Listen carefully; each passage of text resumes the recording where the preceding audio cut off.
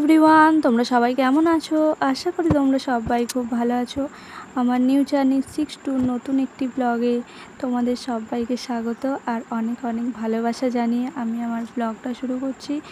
এখন ঘড়িতে বাজে মোটামুটি 12টা আর এখন থেকেই আমি আমার ব্লগটা শুরু করলাম। ঘুম থেকে উঠেছি তো অনেকক্ষণই। ঘুম থেকে ওঠার পর অনেক কিছুই করেছি, যেমন কাজ করেছি। আমার কাজ করার পর কাজটা দিয়ে আসতে গেলাম, তারপর টিফিন করেছি। টিফিন করার পর ভাত রান্না করেছি, ডাল করেছি। তারপরে ভাবলাম যে বিছানার চাদরটা পরিষ্কার করবো, কাচবো আর তাহলে তুলে আর পরিষ্কার করে নিই। এই জন্যই বিছানাটা গোছানো হয়নি। আর তারপরে আস্তে আস্তে আমি বিছানাটা গুছিয়ে নিচ্ছি। বিছানা আজকে অনেক কিছু কাজ আছে, যেমন জামা কাপড়গুলো কাচবো, ঘর দুয়ারগুলো পরিষ্কার করবো। এই দেখো বলতে বলতে আমার বিছানাটা পরিষ্কার করা হয়ে গেছে। তারপরে আলমারিটাও পরিষ্কার করে নেব। আলমারিটা প্রতিদিনই পরিষ্কার করা হয়, এই জন্য আর অন্য কাপড় নিলাম না। ওই বিছানা চাদরটা তো কাচবো, ওই জন্য ওইটা দেখি পরিষ্কার করে নিচ্ছি। আর দেখো না, এই আলমারিটা পরিষ্কার করতে করতে খালি আলমারিটা খুলে যাচ্ছে। আমার চাবিটা একটু লকটা গন্ডগোল আছে, এই জন্যই খুলে যাচ্ছে। আর তারপরে কাঁচটা ভালো করে পরিষ্কার করে নিচ্ছি। এই কাঁচটা তো আমি ভালো করে পরিষ্কার করতে পারছি, কিন্তু ওই ঘরের কাঁচটা ভালো করে পরিষ্কার করতে পারিনি। দেখবে তোমরা লাস্টে ভিডিওতে দেখতে পাবে। দেখো 10 বার ওই জন্য হাত দিচ্ছে। আর তারপরে চলে গিয়েছিলাম ওই ঘরে যাওয়ার পর তোমাদেরকে দেখাচ্ছি। আরও দেখো চলে এসেছি আর এসে জানালাগুলো খুলে দিচ্ছি। আর জানালাগুলো খুলে দিলে এত সুন্দর প্রকৃতিটা দেখতে পাওয়া যায়। এত গাছপালা, আর গাছপালাগুলোকে দেখলে মনটা আরোই ভালো হয়ে যায়। তারপর যে বিছানার ওপরে অনেক জামা কাপড় ছিল, সেগুলোই গুছিয়ে নিচ্ছিলাম। আর কিছু জামা কাপড় সেগুলো কাচা, যেমন কালকে অন্নপ্রাশন বাড়ি গিয়ে পরে গেছিলাম না, ওইগুলোই কাচবো। ওইগুলো নিয়ে জন্য নিচে ফেলে দিচ্ছি। আর তারপরে আস্তে আস্তে পালিশগুলো সব নিচে ফেলে দিলাম। আর তারপর বিছানার চাদরটা কাচবো, ওই জন্য পরিষ্কার করছি। দেখো বিছানার চাদর একটা ধোয়া ভালো বিছানার চাদর পেতে নিচ্ছি, নতুন নয়, ভালো ধোয়া বিছানার চাদরটা। তারপর বলতে বলতে দেখো পরিষ্কার করা হয়ে গেছে।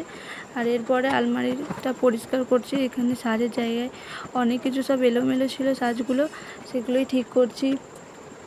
আমার মুখে না অনেক কিছু ড্যান্ড্রাফ মুখে অনেক পিম্পল বেরোচ্ছে। কি মাখলে ভালো হয় বলো তো? তোমরা যদি জানো একটু অবশ্যই আমাকে বলো। আর এত গরম, আর আমার চুলে না প্রচুর খুশকি হয়। তোমাদের চুলে যদি কারো খুশকি হয়ে থাকে, কীভাবে সেটা ভালো হয় সেটা আমাকে অবশ্যই বলো। কিন্তু আমি যত কিছুই ট্রাই করছি না কেন, কিন্তু আমার মাথা থেকে খুশকিটা অবশ্যই যাচ্ছে না। আর দেখো তোমাদের সাথে কথা বলতে বলতে আমার পরিষ্কারও করা হয়ে গেছে। এরপর ঝাঁট দিয়ে দিয়েছিলাম, আর সেটাই তোমাদেরকে দেখাবো বলে আর দেখানো হয়নি। তারপর দেখো এতগুলো জামা কাপড়গুলো কাচছি, এই জন্য জলটা ভরে নিচ্ছি।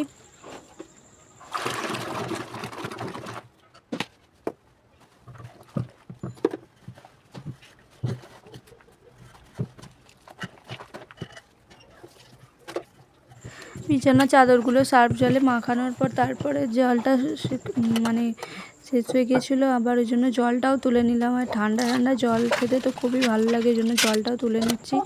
আর এই গরমে ঠান্ডা জল যদি তুলে রেখে দিই না, জলটা গরম হয়ে যায়, তো আর খাওয়া যায় না। এই জন্য যখন জলটা খাই, ওই জন্য তোলার চেষ্টা করি সবসময়। আর তারপর তো চানও করবো।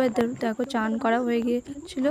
চান করার পর ঠাকুরকে পুজো দিয়ে দিয়েছি। আর এদিকে রান্না হয়েছিল ভাত, ডাল, আলু সিদ্ধ ছিল, পনির ছিল, আর কি ছিল, আম, আর একটা কি লেবু ছিল। আর লেবু চিপকে ভাত খেতে খুবই ভালো লাগে। আর তারপরে অনেকক্ষণ ভিডিও করা হয়নি, বিকেলে চলে এসেছিলাম, আমাদেরকে ফুলগুলো শেয়ার করছিলাম। আর এই গাছটার নামটা যদি কেউ জানো অবশ্যই সেটা কমেন্টের মাধ্যমে জানিও। কিন্তু আমি এই গাছটার নাম জানি না, কিন্তু খুব সুন্দর সুন্দর ফুল হয়, দেখতে খুব ভালো লাগে। আর এই সাদা ফুলের গাছটা দেখেছো, সাদা ফুলগুলো কত ঝমকে গেছে।